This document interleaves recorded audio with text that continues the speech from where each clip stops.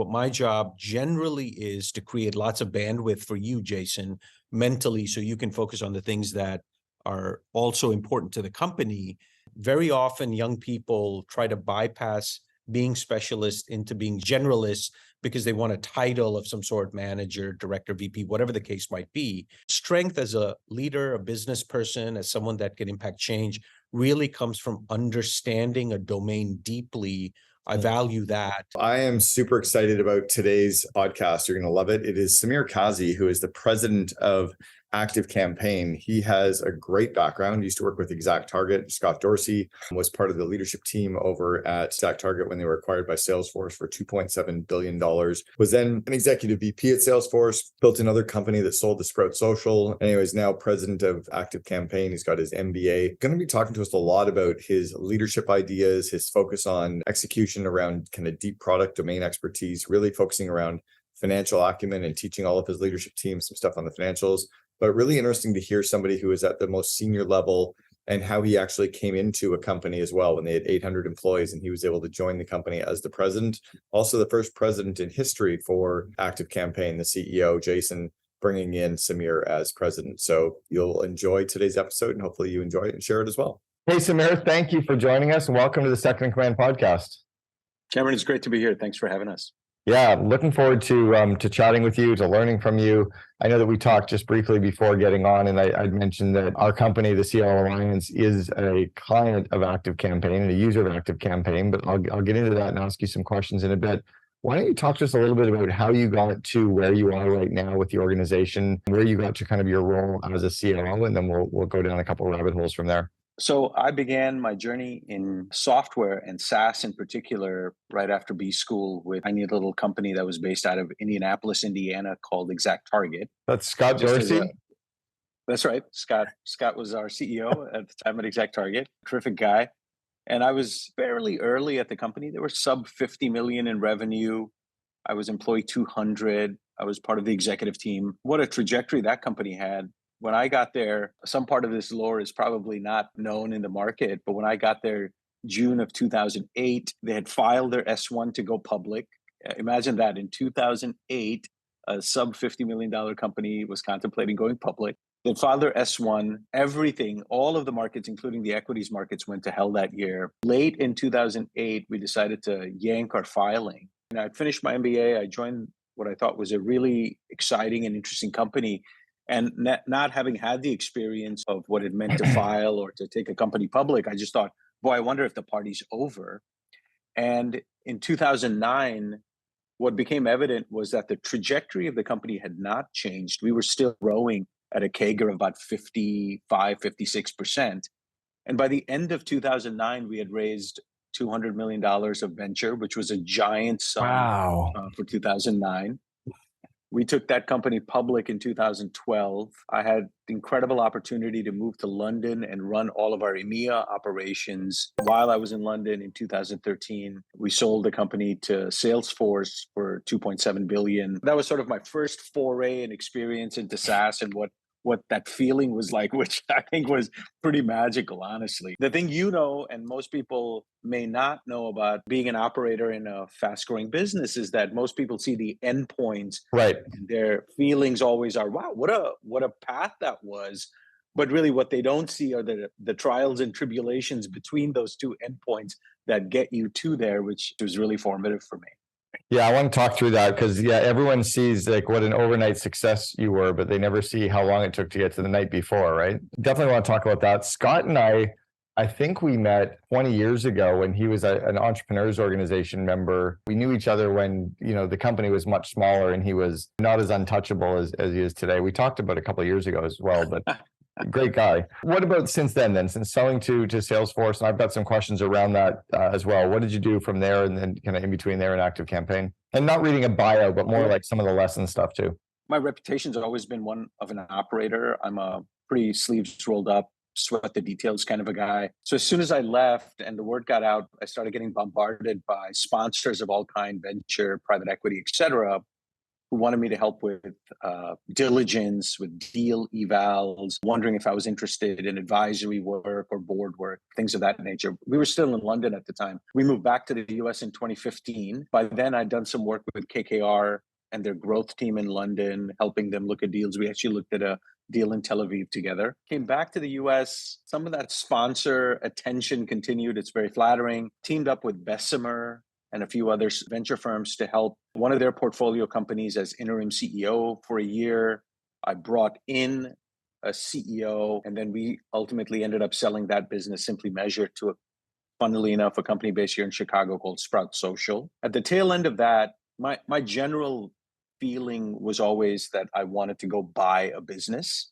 And one of the co-founders at ExactTarget, Peter McCormick, who is both a great friend and my business partner now, he and I partnered with a private equity sponsor to buy a business from Experian, a global business, 1,600 employees, just shy of 300 million in revenue. What Peter and I did was we raised our own fund as an SPV, co-invested with the private equity firm, and ran this business that's now called Cheetah Digital for the last 5 years. We ended up merging that business with a company called CM Group earlier this year in February. Between those two bookends, my experience was in high growth venture and then LBO turnaround private equity, which both experiences and learnings were fascinating in terms of how one has to contort yourself to meet the needs of both the market and the business. I've known ActiveCampaign for 5+ years because one of the first investors in the business, a company by the name of Silversmith Capital based out of Boston, when they invested, the person who led the diligence in charge there, Sri Rao, Sri and I worked together while I was at Salesforce. And then when he invested in ActiveCampaign, he reached out to me and told me about the Chicago-based interesting little $30 million company that he was investing in. When the opportunity came around earlier this year, and when Jason, our CEO, and I started chatting, there was lots of familiarity. And I've been in this MarTech space for 14 or 15 years now. So it seemed like a very natural fit. Is ActiveCampaign still privately held? Indeed, it is. Okay. I'm not necessarily going to ask any forward-leading questions, but I'm just curious. What was it like working with Bessemer, and what was it like working with KKR? I mean, the KKR that I knew was like from the late 80s. I mean, they're a different firm now, aren't they? It's so funny. The first time I ever walked into a KKR office in London, I sat down, I met the partner and the then VP, these two gents. And the first question out of my mouth was, I looked around, really fancy office. I just said, this is KKR, right? Barbarians at the gate, KKR, yeah. Like that KKR? Yeah. They're a little younger than I am. They're both like, yeah. I'm like, don't you guys buy giant companies using leverage and then try to optimize them? Why are we talking about a growth investment? What's going on? What I'd inadvertently fallen into was the fact that KKR in 2014 decided they wanted to get into the growth investing business. And what they did at the time was they took $500 million off their own balance sheet in Europe and started investing in early stage but growth-focused businesses. And I just thought it was the most incredible thing. Since then, they've probably done, I don't know exactly, maybe 2 or 3 growth funds, and have their portfolio of growth investing extends not just in Europe and EMEA, but in the US, in Asia. And they now have overlay partners that look at technology and growth investing all over the world. It's been an incredible run for them, honestly. Super cool. Yeah, because that was who I remembered them as Barbarians at the Gate as well. And that must be weird for them to have to reinvent as an organization too, but you're coming in after that. Then any lessons that you learned from working with Bessemer that you carry with you today? Or I'm sure there were lots. What would the couple of key ones be? While at ExactTarget, we had an incredible board and lots of fantastic investors. And I had a chance to firsthand observe the dynamics of what a venture board was like. With Bessemer, the proximity, because of my interim CEO status, the proximity became even closer, but in the context of a business where growth was declining, and the venture investors who had all come in at different points in time in the life cycle of that business were trying to decide what to do with that business. It's not dissimilar to what's happening in market right now with a number of venture businesses where growth isn't what everybody anticipated it to be. Many companies have a interesting journey in 2023 with their venture investors and how they manage cash and how the business succeeds or not. At the time, what I observed on that board especially was how, in spite of having different points of entry into the business, how that board came together for the benefit of the founders, the business itself, to try to figure out a path for that business. And no stone was left unturned in terms of trying things. My natural inclination was to double down on product innovation, bring that to market, and try to jumpstart growth. And the support that I got from not just Bessemer, but all of the other investors, it was a learning moment for me to understand how investors can contribute to helping a business move forward. Doing your MBA, what do you think you pulled from that experience? And I don't hear as many of the 20-somethings talking about going to business school anymore. Why is that? Or are you noticing anything there? My B school experience was excellent in that what became evident to me very quickly in my time there was that those 2 years were an opportunity to really get to know my cohort well and learn from them, get deep in technical skills that I didn't have. I have an engineering background, and so finance, accounting, entrepreneurial finance, valuations, those things weren't core to sort of my toolkit that I had. And then lastly, that the piece of paper, that the credential meant something in terms of creating momentum for one in the marketplace. Best evidence of that was I met Scott Dorsey way before I ever joined ExactTarget through a mutual introduction. He and I went to the same business school, and that mutual connection helped us to stay connected after that, which was really interesting. So in order of priority, those three things.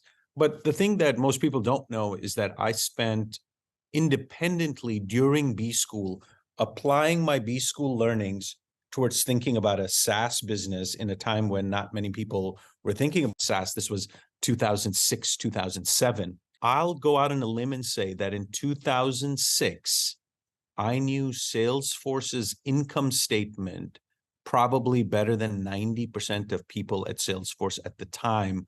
I just forensically went through that income statement to try to understand levers in a SaaS business. And the big finding for me at the time was realizing that Salesforce spent 54% of revenues on sales and marketing, which is a gigantic number. And to contemplate a business where that was growing 30, 35% organically at the time, it was much smaller than it is right now. And to just think about that 54% and say, that is all well and good as long as growth continues. But the minute growth stops or slows down, the board's direction will be to pull back that lever of expenses that are all OpEx below the gross margin line and let those dollars flow down to EBITDA. The inspiration of that thought process was John Chambers at Cisco, who very famously, even in the early 90s, said that 92% of all Cisco revenues came from the channel. And back in 2006, Salesforce didn't really have a great partner ecosystem, a channel, a network like that. And my big idea at the time when no one was thinking about SaaS was, what if you built a partner that did some of the professional services that Salesforce was hungry for, but really it's that partner's expertise was activating a distribution channel for a large ISV and then having a dual-pronged valuation technique, one that was services-based and one that was SaaS reseller-based. I was really excited about it. I wrote a business plan around it, graduated. My wife was pregnant with our twins. I told her that I was quitting my job to go raise money for a startup. She looked at me shocked and said, go for it. I look back at time and I realized I was naive. There was no way I was going to raise money. It was a very different market than it is right now or a few years ago. But in that process, I got to meet Scott, and then the rest is history. Fast forward to kind of where you are today. What was it that got you to join ActiveCampaign, and why do you think they came after you? I mean, I don't imagine you saw a job posting on Indeed. I was having a lot of fun while my last company's transaction process was in motion. I had just come out of a pretty intense 5-year slog of turnaround, market shaping, et cetera. And I was taking some time to just reconnect with myself as a human being, reconnect with my kids, get back in shape, do all of these things that happen as part of a midlife crisis. It was fantastic. I traveled, My wife and I traveled. It was great. And very fortunate. I started getting inbounds from really high quality recruiters. And one of them, Evan Grossman at True, reached out to me to talk about this particular opportunity. He said, I don't know if you know, there's a Chicago-based company. They're looking for a president. And he said, how do you feel about that? I said, I'd love to explore it. And he said, why the enthusiasm? And I said, I know the space very well. I've just come out of a CEO job where I've learned a lot. And I feel like I could be helpful, but it would be helpful for me as well to take a little bit of a step and be surrounded by a team. The reputation of the company preceded, meaning is a growth business that had grown very rapidly in the 3 or 4 years leading up to me getting the opportunity in hand. And then I had a chance to speak with Jason Vandenboom, our CEO. He and I spoke for 4 or 5 months about the opportunity. Every few weeks, we'd have a little chat in this conference room about the state of the business, what was going on. Jason's an incredible both entrepreneur, founder, CEO with giant product vision and a giant vision about what the company is out there in the market doing. Very inspirational. But also what I found was we were complementary because I've experienced fast growth. ActiveCampaign is in a fast growth track. There's several things that are imperfect in a company that's growing as rapidly as we are. My deep passion in life is to go fix things and optimize them for even better growth. And what we found in our conversations was I've got some expertise, the company has some need. Jason and I have very good chemistry. Our ability to partner together to really impact the business seemed to have a lot of potential. So I'm now 6 months into my adventure here. How did you divide up the roles and responsibilities between CEO and president? You're president of the organization. How did you divide that up? One of the really great things about maturing, getting older, having seen a few things is very few things for me should be about, sort of empire building or span of control. For me, what I said to Jason was really I'm about improving the growth trajectory and about making decisions to improve the business more generally. And I care deeply about that.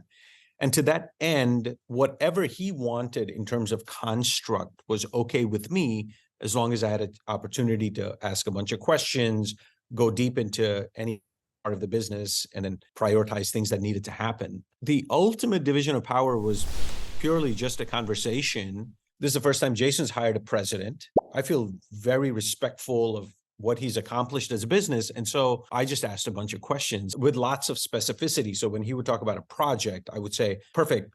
Do you want me to own that and for you to have oversight, or do you want to own it and for me to suggest things that you should do with lots of different topics? And then we would just agree on what that process would be. That's a really cool iterative process too. All right. So we understand that part. How many employees are at ActiveCampaign now? Just shy of 800. They just have it. Okay, smaller than I thought it would have been. I would have thought you were in the thousands. So that's a nice size, actually. The beauty of being a product-led growth company, it's, the people equation can be dialed into exactly what that PLG motion needs. That's a really nice size. But with, 800 people there, I'm sure there's at least one person that kind of wanted the job. Or was there, again, it wasn't like there was a job posting on Craigslist, president wanted. When you were coming into the organization, how do you build the relationships with some of those people that were either disappointed they didn't get the job, or maybe disappointed they don't get to report to Jason now, and they get to report to Sameer, right? Or they have to report to this new guy. How did you manage through that? Can you walk us through that?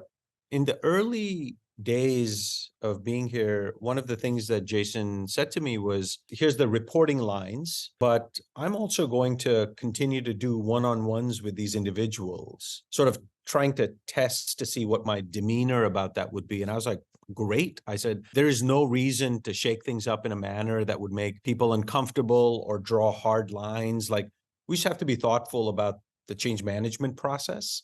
And as part of that, if it's more comfortable for you and more comfortable for them, for you guys to continue to be in more structured conversation, I have no issues with that. As a matter of fact, what I would say is what my job generally is to create lots of bandwidth for you, Jason, mentally, so you can focus on the things that are also important to the company. I think what will naturally happen is over a period of time, assuming that all of this clicks in, again, it was early days, that you can make a decision whether you want to continue to do that in such a structured manner or not. And I think that's worked really well for us. To hit the first part of your question more directly, I'd say there's really two parts of that. The first one is just conversations matter.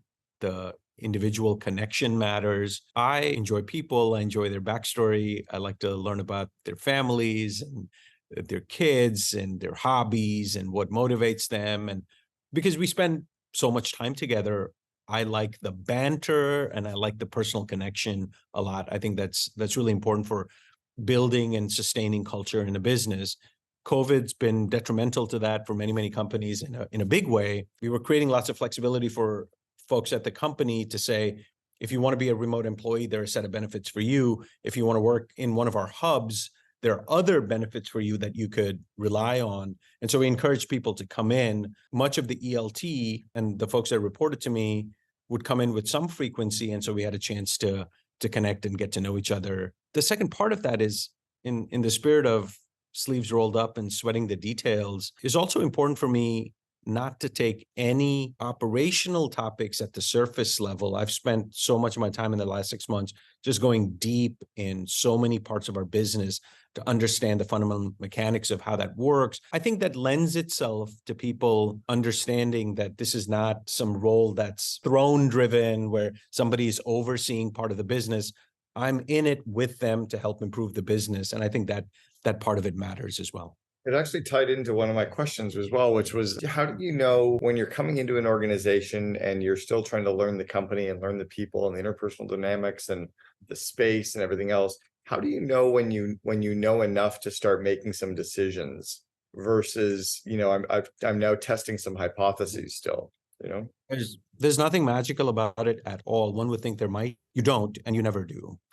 The reality is the business has momentum and you are pulled into having to make decisions with incomplete information, with ideal circumstances all of the time. And in those moments, you have to draw on both what information you do have, polling the right people in the business around the depth of knowledge that they have, and then relying on just your own business instincts and knowledge from the past to do that. The journey of learning is a process. I mean, just in the last 6 months, I can remember feeling really passionate about a set of topics and wanting to go deep with our ELT about it.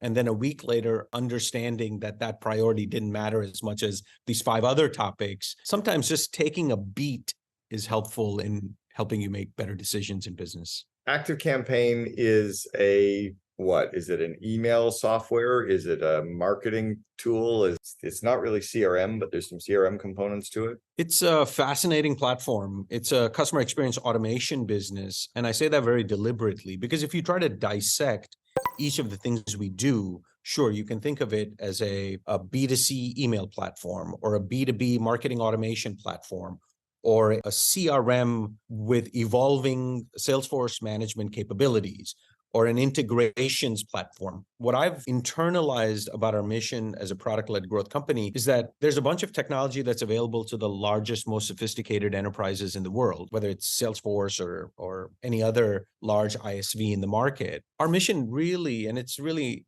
both unsaid and maybe a little understated, is to democratize the most sophisticated technologies for every business person in the world, because our customer base, 185,000 accounts strong, is everybody from the solopreneur to a micro business to a small business to mid-market businesses and larger. Our platform capabilities are on par with some of the most sophisticated companies in our domain, but we make it accessible and available to everybody. And then our mission is to help them solve business problems using our platform. So you're right, there are some companies that primarily use our set of products just for promotional email marketing. But the sophistication journey many of those companies are on, we help to influence that a little bit, because when you have a list and you upload a list and you send a bunch of email, the very next question that we ask is, hey, are you personalizing these messages? And then, you can just do the subject line or content within the message.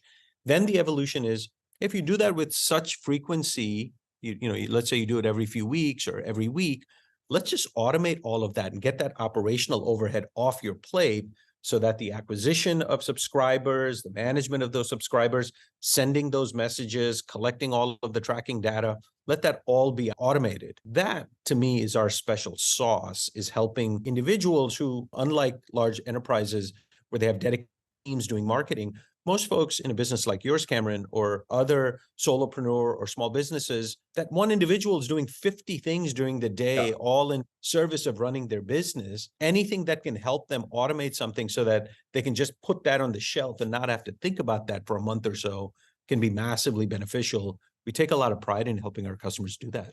Well, and also massively sticky for your customer retention as well. I mean, if you can get us using your product and getting stuff automated with either the pre-purchase or purchase or post-purchase part of the cycle, you've got us, right? Like, we're not leaving at that point either. That's right. Is there any community for ActiveCampaign users? Like, is there a Facebook group that your users are a part of that you guys are stirring the Kool-Aid with, or is it all just one-on-one engagement between your reps and the users? There is a community, and Meg, who's been with the company a lot longer than I can weigh in on some of those topics. I would say the thing that I've found works very well is a thing that we've just restarted at the business that we call study halls. So we host these gatherings in cities all over the world where ActiveCampaign users can come in.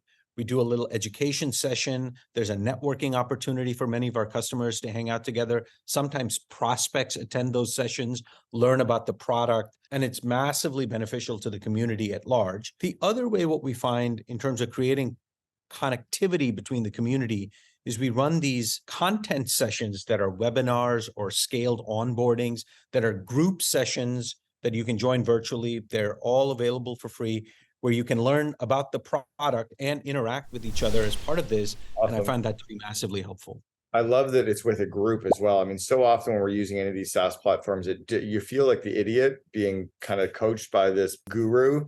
But I think if there's a classroom of idiots and you go, okay, we're all in this together, like it humanizes the experience a little bit more too. I like that a lot. Clearly, you've got the chops, you've had the past experience, you've got the theoretical training with your MBA as well. But I don't imagine that you're done growing. So what are you doing to continue to grow as a leader today? I am. I feel like I am every day. I think every business is unique in the way that it faces the market and the things that need to happen in the business to optimize not just business outcomes, but outcomes for our customers, outcomes for our employees, and then ultimately outcomes for our investors in that order. I'd say that this process of optimizing both business processes, optimizing levers for returns to the business, et cetera, a very important part of what we do. But just as important is how we support employees at the company all over the world. For me, I'm very type A, pretty analytical. It can be easy to get lost in sort of the work of moving the business forward. And sometimes the human aspect of bringing people along, of helping those people learn new things and evolving them into leaders and folks that can help the business proliferate and thrive and survive is as important as any of the work that's being done today. I have to continually remind myself about that. Jason and I talk about that all of the time. Our team members all over the world are some of the brightest I've ever had a chance to work with. And to help those folks be part of an incredible journey is such an important part of the mission of any leader in the business. And I'm learning how to do that every day. Are you guys leveraging AI in any way? Like, AI just seems to be the chat in every room I'm a part of. That or psychedelics. So I don't know. That's right. We are in experimental ways in the business today. The reason I say that very deliberately is because so much of what we do for our customers is about helping them optimize their own operations. And in the early stages of that sophistication, it's just about business rules, if this, then that, right? In the background, as part of our R&D organization, what we're looking at with AI is how the product itself becomes much more predictive, so that while observing a user's journey through the product can by itself just prompt you to say, let me automate those last 10 steps for you. Or if I've observed you doing X, the very next 5 things you need to do are Y, A, B, and C. I can just make that happen. That'll be cool. Yeah, when software starts learning and can adapt for us, that would be really freaking cool. And we're on the precipice of of making that happen for all of our customers. It's Wow, really my Excel spreadsheets could like format themselves. That's coming. That's really interesting. I never thought about that. That's super intriguing. All right.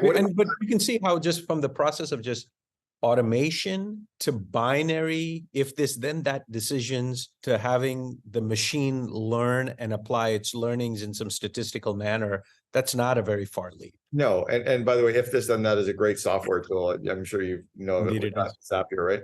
All right, thoughts around your emerging leaders. I mean, I think my core belief that a leader's job is to grow people. I kind of get the feeling like you're aligned with that. Do you have any thoughts around your emerging leaders at ActiveCampaign, and what do you do with that group? The thing that I'd add to this idea that a leader's job is to develop people and bring them along, I agree with that. I would say that for me, the bias is deep sort of immersion into the nature of the business. And in many cases, even when a person's functional role is not connected to finance in some cases, or in many cases in a business, my own passion is to bring those individuals very close financial operations of the business. Because you take smart people who are doing their function really well, and then when you overlay the aspect of how financially the business operates, incredible things can happen. And it also creates value for them as an individual, changes their trajectory as an individual in the market. And generally what I see, my own belief in fast-growing businesses, is that every day we have an opportunity to write a story. And that story is about strife, overcoming challenges, the grit necessary to get past important things that are happening, learning new things, accomplishing business goals. The opportunity to do that exists with leaders across the business, and not just leaders, but folks at all levels in the business. And really what everybody is doing every day, not just at ActiveCampaign, but every fast-growing successful company, is that they're adding to their story. Because at the end of the day, someone, who runs a podcast is going to ask them about their story, and they're going to have a narrative that could be interesting, and then also very deeply impactful for themselves. I see my mission, Jason sees it the same way, many of our ELT do. We're growing the next generation of SaaS leaders, the next generation of MarTech leaders, the next generation of finance leaders to make an impact in industry and the world. I love that. We used to at 1-800-GOT-JUNK, we did open book financials with all of our employees every month, and we taught them the P&L and the balance sheet and the key ratios. But we also tried to teach them how to take the same ideas and bring it into their personal life, like how to have a household budget, how your household P&L works. And I was talking to an employee recently, they're like, "Oh, I need more money." I'm like, "No, you just need to stop buying 6 big screen TVs for your, you don't need all the stuff that you're buying yet." Like there's a bit of a teach them that part too. All right. I want to go back to the 21, 22-year-old, Sameer, you're just starting out in your business career. What advice would you give the younger you that you know to be true today? I'm an immigrant to the US. I moved to the country when I was 17, went to engineering school. As a course of my academic career, I had to step back from academia for a few years because I couldn't afford to go. And I've worked full time since I was 18. I didn't graduate until a few years after being 21, 22, but my professional career has been going on for, I owned a little business in college. I worked for consulting firms, et cetera. But when I look back at that time, really some of the big lessons outside of observations, the lessons really have to be financial. It has to do with how saving early matters, how real estate matters, how like personal finance things can really improve the quality of your life moving forward. From a business standpoint, it's a topic that I internalized later in life, but it has to do with sweating the details. I'm a big believer that being a specialist matters, and that very often young people try to bypass being specialist into being generalists because they want a title of some sort, manager, director, VP, whatever the case might be. Strength as a leader, a business person, as someone that can impact change really comes from understanding a domain deeply. I value that. I would have started earlier in that journey if I'd understood that earlier, but I'm happy to bring that to light now. I think you're doing just fine, Sameer. You're doing just fine. Sameer Kazi, the president of ActiveCampaign, thank you very much for sharing with us on the Second Command podcast. Cameron, it's been such a pleasure to chat with you. Thanks for the thoughtful questions and the dialogue.